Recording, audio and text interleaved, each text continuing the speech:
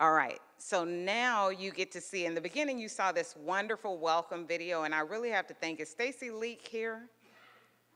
Hey, Stacy.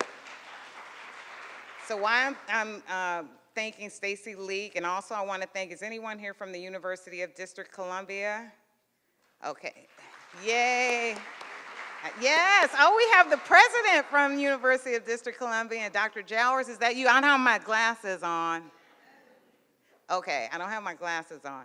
But University of District Columbia came to me and said, we'd like to interview you for our cable show. And if you give us 3 first-generation professionals, we'd like to highlight them as well. So I was very deliberate about selecting 2 senior executive service members and also someone who was starting their first-generation professional journey, an individual who attends Harvard and was my summer intern.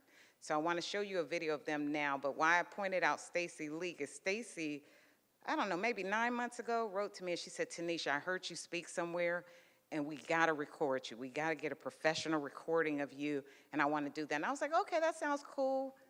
Never got back to her. She wrote me again like 2 months later and she goes, so I just wanna let you know that offer still stands and I'd really love to help you promote this. And so Stacy's team took UDC's video plus a presentation I did there, and they helped slice it all together. So it's because of them that we have this clip that I want to show you now. But I want to make sure Sahil, Dave, and Ronnie know I love you to death. I thank you for being the first to share your stories with me on such a big scale. Here they go. My name is Veronica, Ronnie Venture. I'm a first-generation professional from Guyana, and I'm currently the Deputy Officer for Civil Rights and Civil Liberties and the Director of EEO and Diversity at the Department of Homeland Security. As with most parents, but especially immigrant parents, education and having a better life and more opportunities than they had was very important. Although my parents wanted the best for me, they were educated in Guyana and didn't know how to help me navigate through college. I distinctly remember how unprepared I was for college when I showed up to my dorm room with only 2 suitcases and none of the dorm essentials like sheets. College was difficult as I battled the imposter syndrome.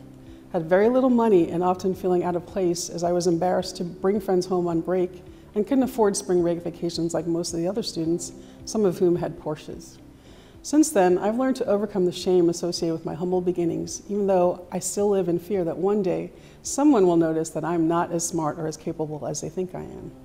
So law school taught and prepared me for a lot of unwritten rules in my career, such as judges' expectations, etiquette, dress and appearance, and communication skills. So when I started my career as a law clerk and became a trial attorney, I was much better prepared than I had been for college. My mentors and social networks were not only important in showing me how things worked, but also pushed me to my full potential and provided necessary encouragement. I had a boss who took me under his wing and pushed me to take on a lot of leadership roles. He guided me, had faith in me, recognized my capabilities, and gave me more responsibilities when he thought I was ready, and taught me to be an effective supervisor.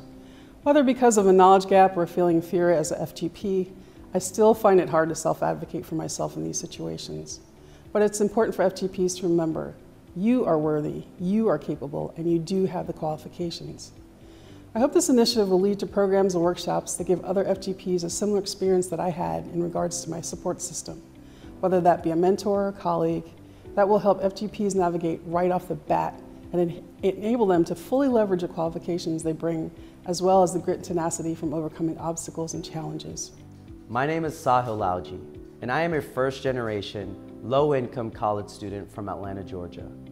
My mother worked in the real estate industry until the market crash of 2008, but without a college education, she had challenges finding jobs afterward. My father worked at a convenience store and was shot and paralyzed in an armed robbery during my sophomore year of high school. When college applications rolled around, I was left alone with deciding what schools to apply to and how to go about the application. Luckily, I came across programs such as QuestBridge that expose low-income students like myself to top-tier institutions across the country. With the support of my father and an assistant principal, I applied to top-tier universities and was accepted to schools such as Harvard, Princeton, and Duke. And now I'm a junior at Harvard studying government, with a secondary in comparative religion, and helping run Harvard's first-generation low-income pre-orientation program. Aside from often being one of the only people of color in many of my classes, I am also often one of the few students from a working class background. In academic settings and extracurriculars I am involved with, it can be hard to relate to many of my peers who have the connections and networks that I just don't have. People from my background often do not think about applying to schools outside their state, so without outreach programs and the support of mentors, I would not be at Harvard today. Coming from a first-generation, low-income background, I faced challenges with navigating school resources, feeling supported, and adjusting to social life on campus. On the other hand, my wealthier peers went to prep schools and had parents that attended college who could support them. Despite this, I learned to not have shame in asking for help or support, and instead am able to take initiative in doing so. Coming from humble beginnings, I knew early on that I needed to be self-motivated and resourceful in order to succeed and propel myself forward in this challenging academic environment. My name is David Zaya, and I am currently the Chief Administrative Officer of the U.S. Census Bureau. I'm a first-generation professional from a small, rural-based community in Michigan of roughly 1,400 people. My father worked at the local A&P grocery store 50 miles away as a stocker checker in the evening shift. My mother worked as a medical transcriptionist at the local hospital to help supplement income once my brother and I were old enough to be home alone. Going to college was always part of the plan for me, as my parents wanted me to do better and more with my life. I earned some scholarships as the salutatorian of my class, and the scholarships covered about half of my room and board and tuition.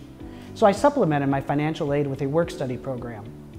Having to balance work and school helped me develop a strong work ethic and a determination to succeed. My first job in the federal government was in the Chicago Office of Public Housing as a housing management assistant, GS7, with the promotion potential to the GS12. There are many ways in which I was inadequately prepared for my career, but this example of financial illiteracy is one I will never forget. I found a great high-rise apartment that allowed me to walk to work and get to know the city. Although I had never paid rent before, I did the math based on my annual salary and thought it was fine. But I wasn't informed about things like retirement, life insurance, thrift savings plan, and other deductions that mysteriously appeared on my pay stub. In the end, my first paycheck barely covered half of my rent, and I quickly realized this was an unsustainable situation. I wish there would have been programs or classes to help think about this, and felt foolish for not thinking about it when deciding where to live. My mentors and supervisors helped me learn skills that allowed me to be confident in my newfound abilities. I learned how to be a part of a workplace culture and how to successfully navigate within that culture through observation, commitment, and being genuine to my colleagues and the mission at hand. I think that my parents' example of hard work to provide for their family and sacrifices were massive influencing factors on who I am today.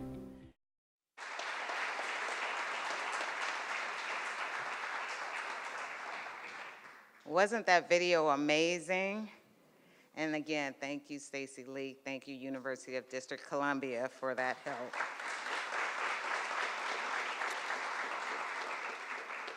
So I want to highlight just for a minute Sahil. So Sahil, because we all have embraced him because he's starting that journey, right? And so this summer, I was looking for some interns to come intern in my office, and he and I immediately connected when he told me he was a first-generation college student, and we just talked for hours on the phone before he actually came here and interned. And so one of the funny things we talked about was how resourceful first-generation professionals can be, and I'm gonna give you an example of that. One day I went down to the cafeteria, and Sahil was down there eating with his friends, but his food looked different than what they were eating, just the container it was in. I was like, where did you get that?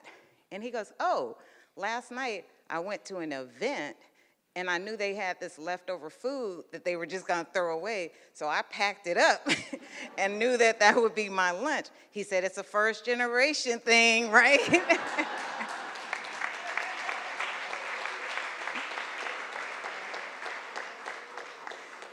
And I was like, absolutely, because I could think back to when I was in college, and when I tell you working 3 jobs to put myself through school, because apparently in California, if you made $11,000 a year at that time, that was too much for any kind of grants, Pell Grants, or anything like that. So I had to work 3 jobs to put myself through school, and I really vividly recall French fries, 35 cents. For a little thing of French fries, a dime for a cup.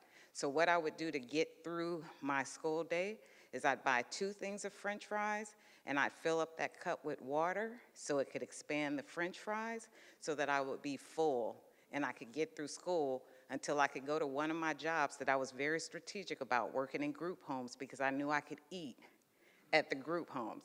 That's being resourceful, and that is what we bring to the workplace.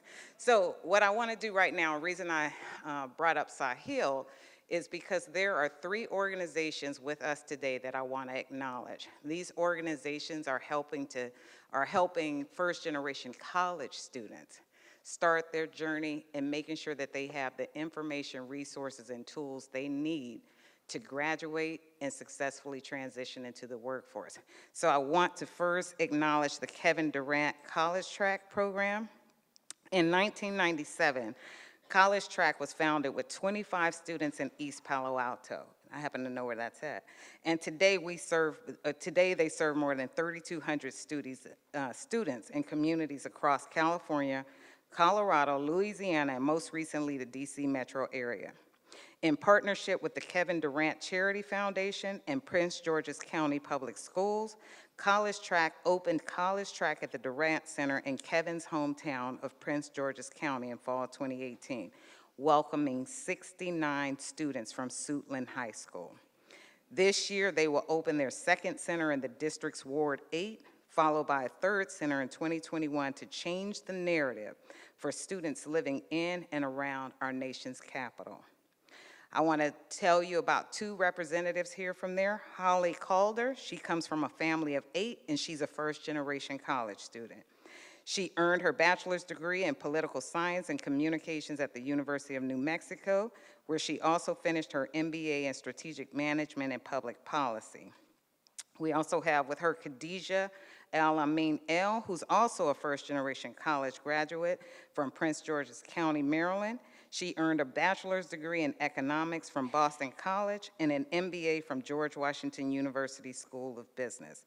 As Director of Development for College Track, she is excited to secure philanthropic resources to help students like her attain a 4-year college degree. Please join me in welcoming Holly and Khadijah to our audience.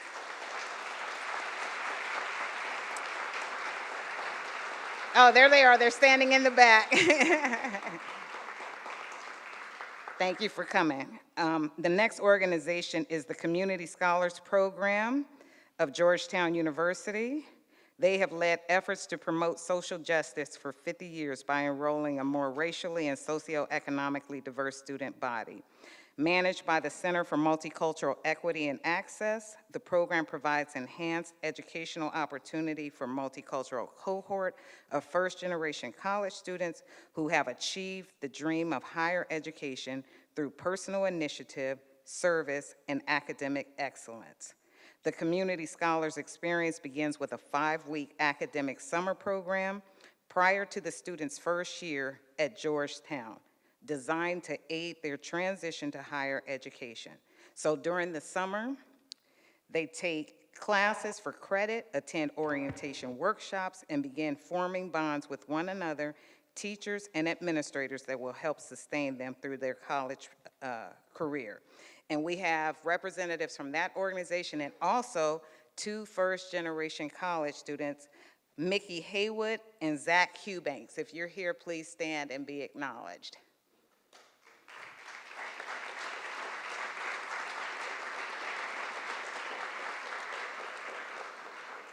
And finally, but not least, we have I'm First. I'm First. Again, remember I talked about going on the internet and trying to find research and looking for all these things? I found I'm First, and I was blown away by the information they had on their website because of the way that they characterize first-generation professionals and first-generation college students. It was the first time I saw it in such a positive light. So I want to share with you a little bit from their website. It says, "There's something special about being the first in flight, the first man on the moon, and the first African-American president. First kisses, first impressions, first place. Being the first in your family to attend and graduate from college is special too.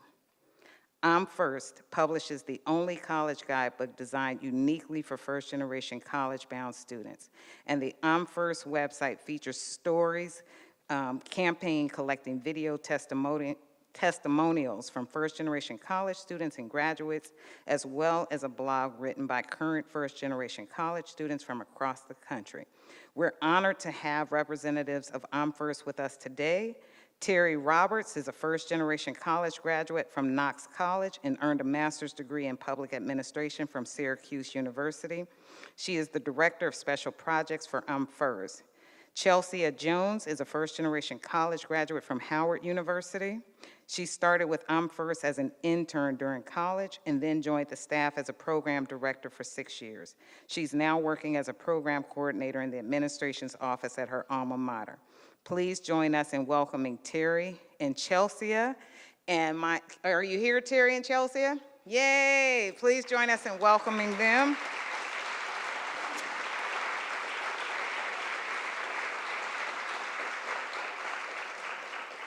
And my understanding is they might have some little giveaway I'm First stickers to give out to first-generation professionals. So as a reminder, we have a huge photo backdrop in the lobby that we want all of you to take selfies with, and maybe have those stickers on and take those selfies. So thanks again for joining us today. So now I'm gonna wrap this up with a bro. We've heard some amazing first-generation professional stories today, but before I get to this, well, actually, she was part of my thanks in here, but my boss is here, Lisa Casillas, who is the Deputy Assistant Secretary for Administration, and she wanted to come up here and make a couple of remarks. So Lisa Casillas, come on up.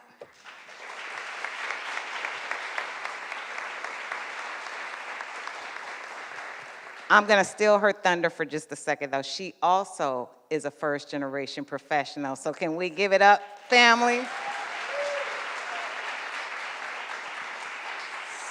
So my main purpose, because I know at this point Tanisha was doing all the thank yous, and I know there were some thank yous at the beginning, maybe by KDK or DepSec, but really this has been a journey, and Tanisha has been amazing. And when she says being resourceful, everyone here knows federal budgets, and Tanisha has done everything to make this happen. She's worked with the Census Bureau to have sessions. She has done everything possible to make this a success. She's made those partnerships, those networks, and that's why we have wonderful speakers here that were on the panel. We had others come and join us. So I really just wanted to take a moment to recognize Tanisha and all the effort she has done, and I think it's exciting in the way ahead that she'll be talking about. There's a lot more to come, but I really wanted to recognize Tanisha right now.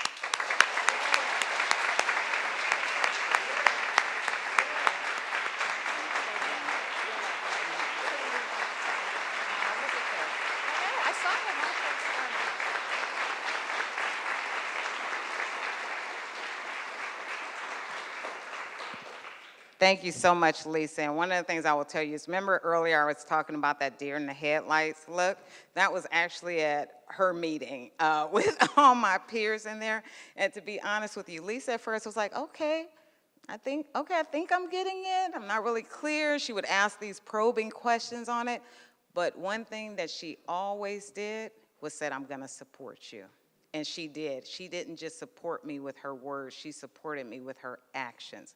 And so she made sure that I had the financial resources to do this. She made sure that I could make the connections needed to make this a success.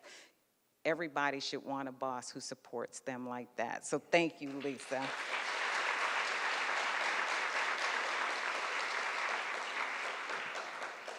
All right, so I'm just gonna talk about real quick a couple of lessons learned. So remember I said I struggled at first, it was epic failure. So a couple of things that I've learned is that FGPs span the continuum of the definition. And I think that's what you all heard today, and it's really about self-identification.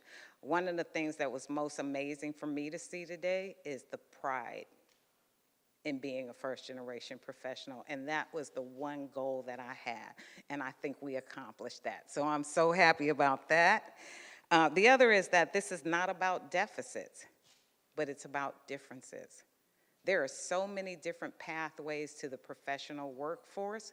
The only thing that I'm trying to do is get us to shift the paradigm, expand our perception and our perspective on who is the best and the brightest. That the best and the brightest comes in many different packages.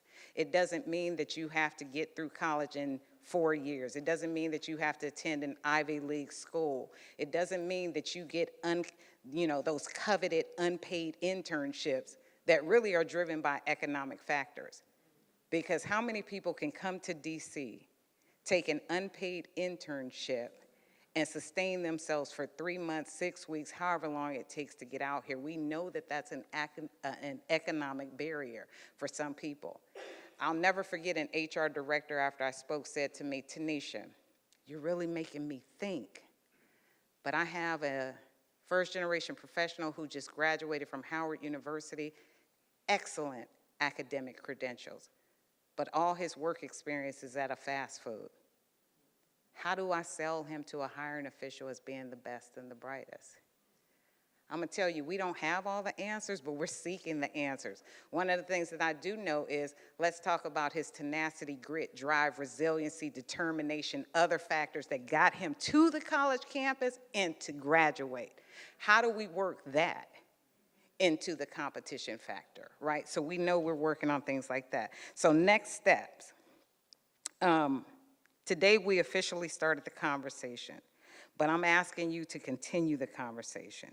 We need to continue increasing awareness of how social class markers and indicators may prevent full and fair consideration of first-generation professionals. We need to find and share best practices to improve inclusion, and we need to help shift that paradigm. So here at the Department of Commerce, we have 3 very concrete action items on the horizon. One is we're gonna build a strong network of FGPs and allies, like establishing an employee resource group, and I wanna go big or go home. So I'm looking at Allison Wise, who's from the Office of Personnel Management's Office of Diversity and Inclusion, and I'm not putting her on the spot, I'm just saying I'm looking at her. I just want to recognize she's in the house. But for me, going big means having a federal government employee resource group of first-generation professionals, having a chapter at every single federal agency, because what we know is that it takes a community, right, to provide that support, and I'd really love to see that. The other thing that we're doing is providing information and resources. So if you go on OCR's website, which I'm not sure if we have that, but OCR website will be sent out to all attendees. On there, you'll see soon this whole program will be on that link. The UDC cable show is on that link. The promo that you saw is on that link. Are our U.S. Census Bureau researchers in here? Rodney Terry, hi! And Patricia Gorham, hi! These are the individuals who spent months, almost a year, just doing the framework for the research that we conducted with first-generation professionals at Commerce. That research has been published. That's on our website. Can you give a round of applause to these researchers for that?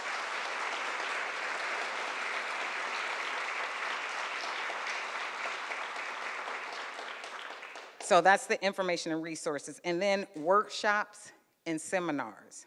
So already, and I'm looking at Peter Henry over there from the Securities and Exchange Commission. Jolinda, are you here? Jolinda, Tia Butler, you here? Right there. Monique Fortenberry, are you here? Okay. Kenny Bailey, and now I'll go back to Peter Henry. All these people have already signed up to facilitate workshops. I'm looking for more. Call me, okay? But let me tell you about the Securities and Exchange Commission event that they have. So as a follow-up to this summit, they have agreed to collaborate with the Department of Commerce and be the first federal agency to kick off the official FGP series that we hope to continue. So on October 10th The Securities and Exchange Commission will host a first-generation professional workshop, which will explore the themes of vision, journey, and opportunity. The event will include investor education, the science behind networks, and adopting an entrepreneurial mindset.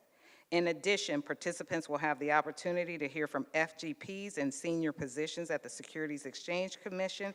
So please visit the Department of Commerce's website for additional information about what's coming up with the Securities and Exchange. And I just want to thank you for all the support you've shown me. I appreciate you.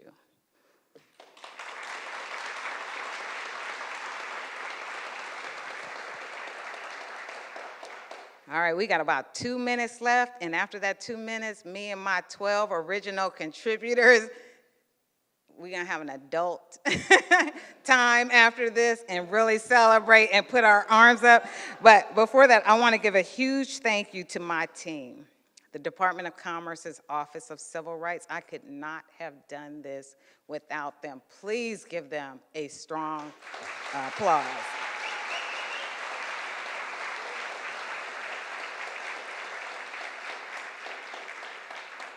I want to thank Lisa, Tom, and the Deputy Secretary for all their support.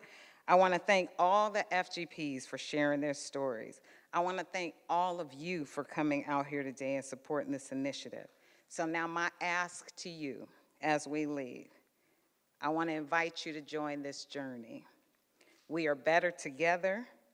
Please reach out and let me know how you can collaborate with us to make sure FGPs are welcomed into our workspaces. Thank you so much for coming today. Oh, wait. Hold on real quick. I have to acknowledge my auntie is in the front row, along with my best friend and train mate, but Auntie Janelle Leonard is here supporting me, and I have to say thank you to her. I love you so much. Thank you for being here.